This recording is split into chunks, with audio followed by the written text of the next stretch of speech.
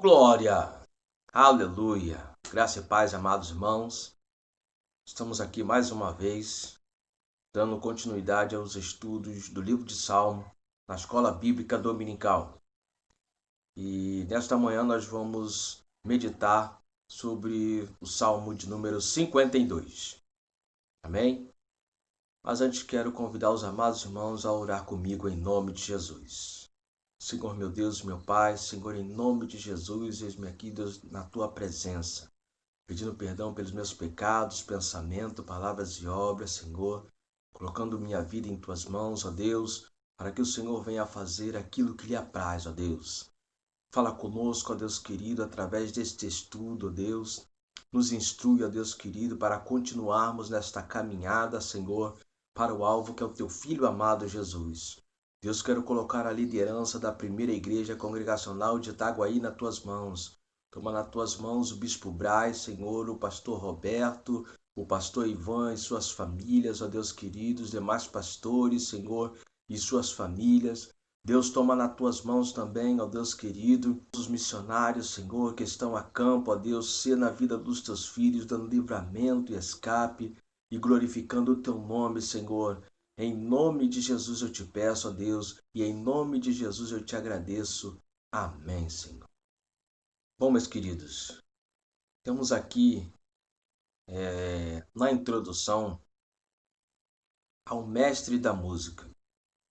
Mesmo salmos curtos, que registram apenas o exemplo da bondade do Senhor e até mesmo repreendem apenas em breves palavras o orgulho do homem, são dignos, esses salmos pequenos são dignos de nossa melhor arte de declamações, assim como faziam os menestréis, né? Quando vemos que cada salmo é dedicado ao mestre da música, isso deve nos valorizar nossa salmodia e nos impedir de louvar ao Senhor descuidadamente. É um marchio instrutivo, ou seja, denota uma canção que reforça alguma lição de sabedoria ou piedade, uma canção didática. Quero contextualizar aos irmãos sobre a ocasião que levou Davi a compor este salmo. Ele estava fugindo de Saul, que procurava matá-lo. Está lá em 1 Samuel 21 e 22. Mas esse salmo em específico está registrado em 1 Samuel 22, 6, do 6 ao 23. Davi pecou porque mentiu, e pecar não é uma opção. Este registro bíblico não é uma apologia ao pecado, mas que sirva de lição para não pecarmos, como está escrito em 1 João 2, 1. A palavra de Deus é divinamente inspirada e glorificará ao Senhor, quer seja exaltando, quer seja exortando, na salvação, como também na condenação.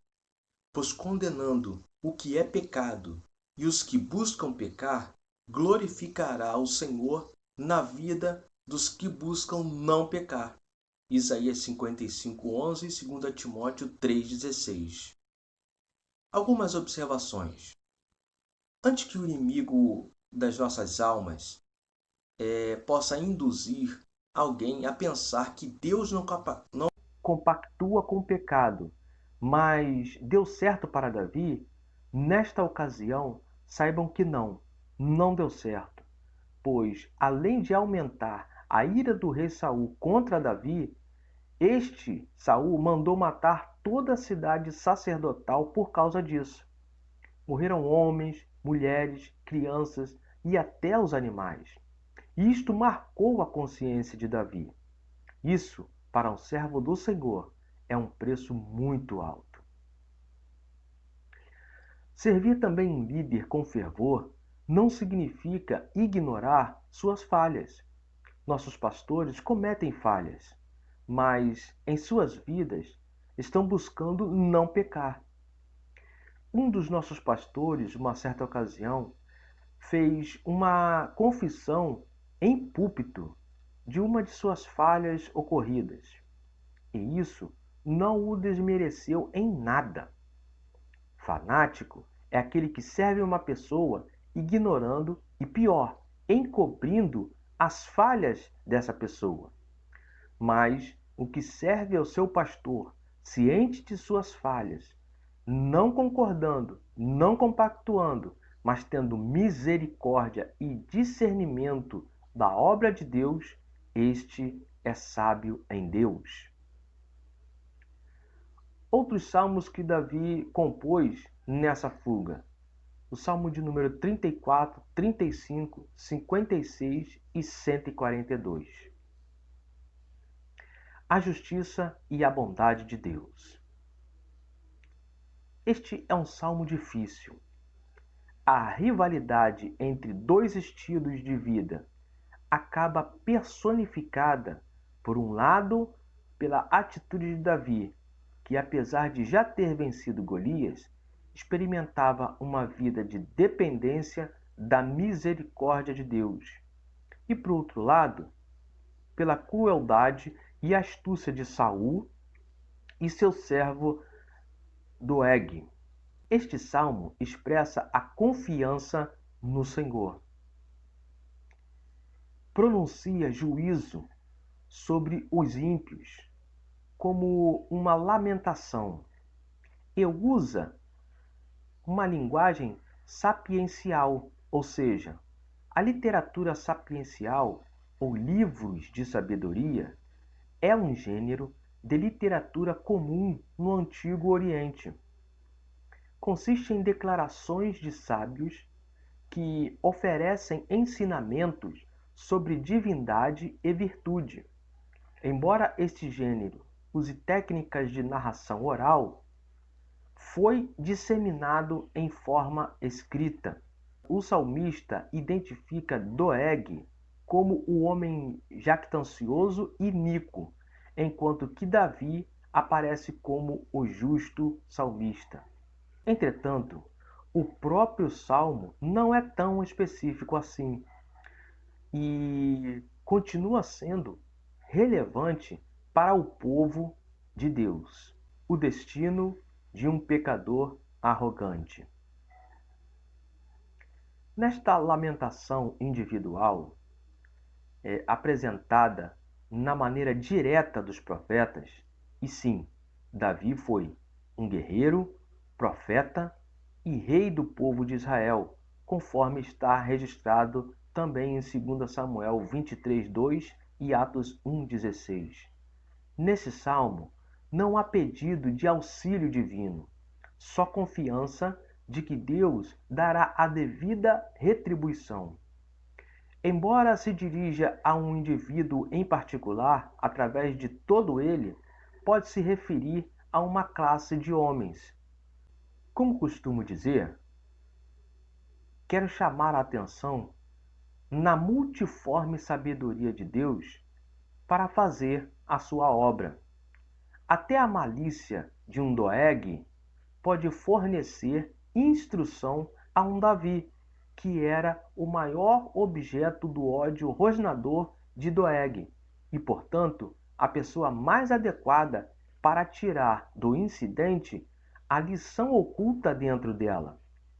Quando o edomita Doeg foi a Saul e lhe contou: Davi foi à casa de Aimeleque. Através dessa fofoca, ele conseguiu a morte de todos os sacerdotes na cidade de Nob. Embora fosse crime socorrer Davi como rebelado, eles não tiveram culpa por intenção e conhecimento de que era proibido. Davi sentiu muito a vileza de seu inimigo e aqui nesse salmo ele o denuncia em termos fortes. Talvez até estivesse também de olho em Saul. Vamos às divisões. Do versículo 1 ao versículo 4. Homem poderoso. Davi fala sobre seu inimigo que o delatara. Quando Davi estava mentindo para o sacerdote, Doeg, o maioral dos pastores de Saul, assistiu e contou todo o ocorrido ao rei. 1 Samuel 22, de 9 ao 10. Acredita-se que o termo poderoso se refere ao delator que se considerava grande herói. Mas os que se obstinam em perseguir os fiéis serão esmagados pela justiça de Deus. O uso que o homem faz da sua língua é determinado por aquilo que ele ama do fundo do seu coração. O coração é a fonte e a linguagem é a corrente que parte do íntimo. Tiago 3,11, Provérbios 4,23 e Marcos 7,11. Palavras devoradoras, implicâncias, queixas e maledicências são uma angústia devoradora no íntimo de quem tiver de suportá-las. A literatura sapiencial ensina de forma coerente que a confusão está ao lado dos iníquos e que a ordem está ao lado dos justos. Então aqui, o salmista denuncia com firmeza a prepotência e arrogância dos poderosos, que utilizam a calúnia e a mentira para alcançar seus objetivos perversos. Os poderosos e prepotentes imaginam que podem viver uma vida sem Deus, considerando Deus como fábula para os fracos. Versículos de 5 a 7. Deus acabará com você. Predisse o fim dos ímpios. É coisa terrível o ser arrebatado, arrancado do próprio convívio e extirpado pela justiça divina. Quando os justos conhecem esta punição, temerão cair em igual castigo, mas alegrar-se-ão ao contemplar a vitória da causa de Deus, da qual também participam. Salmo 2,4. Quem confia em si mesmo está rejeitando a misericórdia de Deus. Nesta segunda estrofe é anunciado o castigo divino. Mesmo dirigido a uma pessoa em particular, sua mensagem tem repercussão para a comunidade e para a nação. Este conflito representa uma luta de valores e estilos de vida em toda a sociedade e cultura. O salmista alerta que a presunção dos poderosos será destruída pelo próprio Deus, e os que humildemente creram verão o poder de Deus, que os levará não a um sentimento de vingança, mas a maior reverência e até ao humor. Temerão. Este verbo pode soar estranho quando é associado com o verbo rir-se. O sentido, entretanto, não é temor no sentido de pavor, mas antes de reverência e respeito. Os justos veem a justiça do julgamento de Deus contra os ímpios, que não fazia de Deus a sua fortaleza. Esse homem é o contrário de tudo aquilo que os salmos defendem. Por todos os salmos, as pessoas são exortadas a fazer de Deus a sua fortaleza e não confiarem em si mesmas. Deus é o poder por detrás do seu povo, em todas as suas vitórias. De versículos 8 e 9. Eu confio no seu amor. Quem confia em Deus e não em si mesmo, pode aguardar prosperidade e segurança inabaláveis, pois emanam do próprio Deus e são eternas. não perecíveis como as energias do homem. O salmo então termina com uma nota de louvor. As ações de graças referem-se ao passado, a tudo aquilo que Deus já fizera. E a esperança se refere ao futuro, à antecipação de mais bênçãos emanadas da fonte, que é Deus. Nós também devemos louvar a Deus por tudo aquilo que fez por nós e aguardá-lo diariamente para sabermos o que ele determinará para nós. Em oposição ao poderoso que só confiava na sua grande riqueza, esta terceira estrofe apresenta a opção que o salmista escolheu: confiar no amor de Deus, louvá-lo e esperar nele para sempre e sempre, na presença dos teus fiéis. A segurança de que desfrutava o salmista levou-o a louvar na adoração pública. Agora, amados, algumas considerações. Este salmo é muito importante para mim. Ele representa algo que aprendi no Senhor, que ninguém pode se considerar santo o suficiente para fazer a sua obra. Isso porque deixei o diabo me parar devido às minhas falhas, os meus deslizes. Mas aprendendo que, se estou sendo influenciado por algo vindo de alguém, estou servindo a este alguém. Analisei que parar de levar a palavra não vem de Deus. Então, eu estava servindo ao inimigo. Não que hoje eu me ache digno de levar a palavra de Deus, ou que a obra ou o próprio Deus precise de mim. Muito pelo contrário. Eu que preciso fazer a sua obra, fazer a sua vontade. E sabendo dos meus erros e as minhas limitações, me apego na fé que Deus é misericordioso, que me perdoa e de alguma forma, no meu caminhar de levar sua palavra, fazendo a sua obra, vai me ajudar a corrigir meus erros e me capacitará para gerar bons frutos.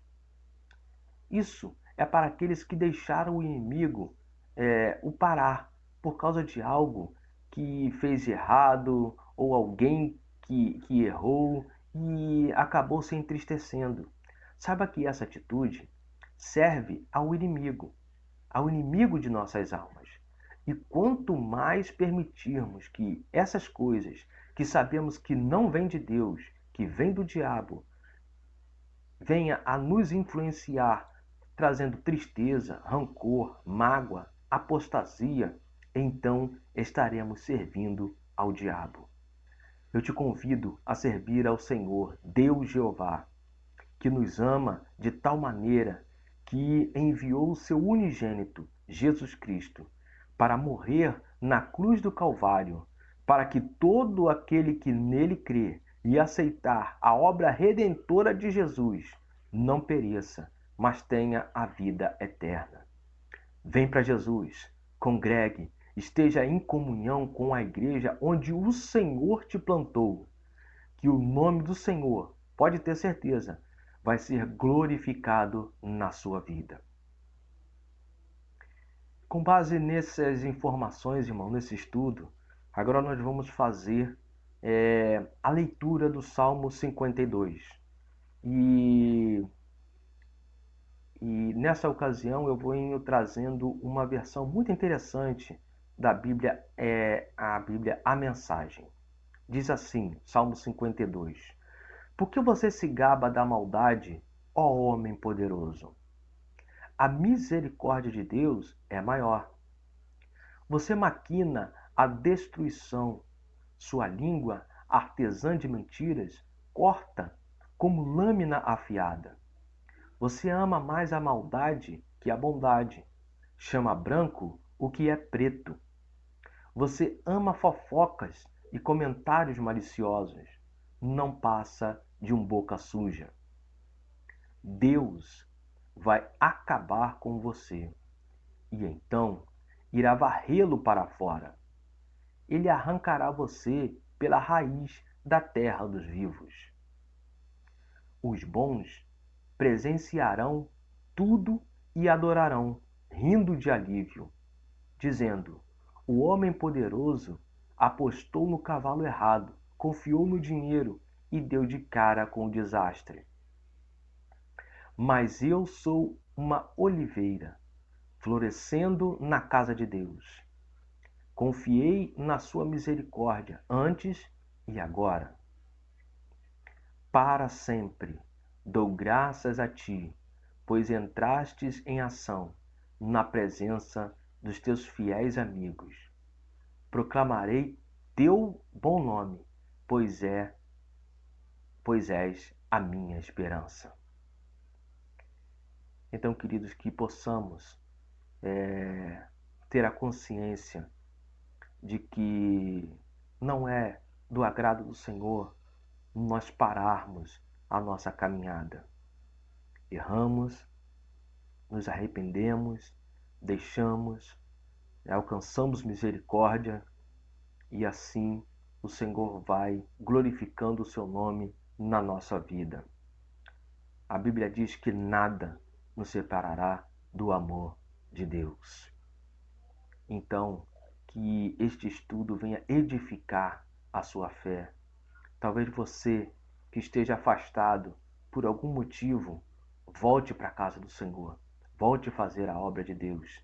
E deixe as suas falhas nas mãos do Senhor no tempo oportuno, de acordo com a vontade dEle, o seu propósito, Ele vai corrigir, Ele vai entrar com providência. Mas não deixe de fazer a obra de Deus. Pessoas estão perecendo e o nosso coração ele arde em fazer a vontade de Deus, porque nós fomos feitos para isso. Nós fomos feitos para a glória de Deus. Amém, queridos? Então que o Senhor te abençoe e o Senhor continue falando ao seu coração em nome de Jesus.